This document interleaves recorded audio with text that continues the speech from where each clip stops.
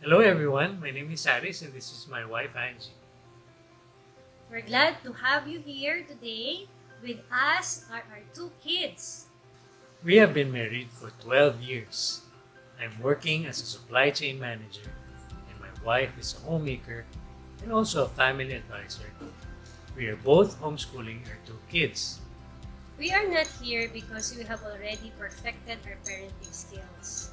We are here to share with you our failures, realizations, and hope in God in our parenting journey. Parenting is not an easy task. It's not a sprint, but a marathon. As we share our parenting journey, let us remember the 4H: heart, head, habit, and hand. Let us first start getting into the heart of behavior. The scripture teaches that the heart is the control center of life. A person's life is a reflection of his heart. Proverbs 4 verse 23 states, "Above all else, guard your heart, for it is the wellspring of life." The word picture here is graphic. The heart is a well from which all the issues of life gush forth. The behavior a person exhibits is an expression of the overflow of the heart. Parenting starts with the heart. The heart is the control center from which all our decisions were made. So when we read about the heart in the Bible, it is about the place where we have our will, our attitude, and intentions, and which is the source of our thoughts, action, and words. So when we, parents, don't begin our day with quiet time and devotion, my husband and I tend to argue, and we are not aligned on how we will go about our day, especially on how we will discipline our children. We did learn also from one of parenting seminars that discipline needs to be carried out in 4 situations. When our children exhibits disobedience, disrespectfulness, failure to adhere to homeschooling schedule due to distractions, and no initiative. But as we learned as well, discipline coming from a wrong heart is not okay to start with. Let's have an example. Since we were out of town trip, it was a busy Monday morning. My mom's laundry were piled up and there was lots of things to be done, including our homeschool. She wants us to finish some subjects for the day so she can finish chores early on. Then eventually, Amara and I will just procrastinate. We listen to audiobooks while doing coloring. Did we obey our mom? No. Then our mom will notice that we are not doing our task. Since she is busy and occupied, hurrying up to finish chores, she will reprimand us with anger. Yes, and that is wrong. It is wrong that you disobeyed and failed to be considerate. It was also wrong that I reprimanded you, Azzy and Amara, in anger because of my stress. But it's not an excuse. Please forgive me. In this illustration, what we say and we do express the orientation of our hearts. What our children say and do is a reflection of what is inside our hearts.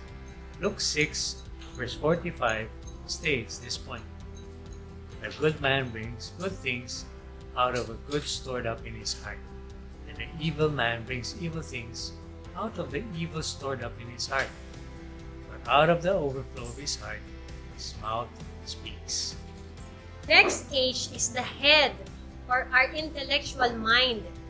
And we also normally connect our mind with our eyes, where we gain a lot of learnings visually. This is why it is garbage in and garbage out.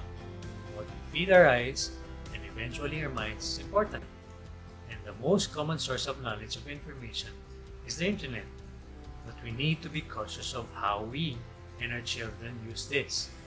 I like using the laptop because it's where I learn a lot and write my own stories and draw names. But my parents make sure that we limit our use and screen our access so we don't accidentally access restricted sites that might harm our mind. Thanks, Azzy, for sharing that and calling our attention in those times that we got stuck with our cell phones. That is clearly not a modeling behavior. Parents, Please also try to search The Digital Cocaine by Brad Huddleston, since he shares a lot on digital addiction and how as parents prevent our children from getting addicted to screen use. H is for hand. Pap asked me to talk about this because I rest too much. Hand equals hard work. Mom and Papa encouraged me to do hard work. Example, chores, setting the table and bed. How can we sleep and eat if we did not prepare for it? Galatians 6:7 says, "Do not be deceived. God cannot be mocked. A man reaps what he sows." That verse talks about the righteous living, but also clearly shows that our actions have consequences. The fourth H is about the habit. Habit is all related to the heart, mind, and hand. Because the three eventually dictate, like saying, our habit to our schedule and consequently our character. We have our daily and weekly schedule that tells us what we will do. Ladies, I am sure you agree that schedule is such a powerful word that it can most of the time be a whirlwind of activities. It can make us also feel that we have not achieved anything despite having so much on it. Aris helped me a lot on this area by discussing with me the right priorities and teaching me to say no to activities that may need to put off so that more important matters are on the schedule. Just to show you, let us take a look at this picture. Big rocks means important activities, while small rocks means less important activities. As you can see, if you put the small rocks first, there will be less space for the big rocks. We talked about the heart first, because that is the biggest rock. We encourage you to put your heart to God first, because that is it where it all starts. As Angie mentioned in our sharing a while ago, our parenting will not be successful or meaningful if our heart is not right to start with. And we see that time and again. In the Bible, it says, Jesus said to them, "I am the bread of life. Whoever comes to me shall not hunger, and whoever believes in me shall never thirst." The bread of life is not physical bread, but the bread of spiritual renewal found in Jesus Christ. We really cannot give what we don't have to our children.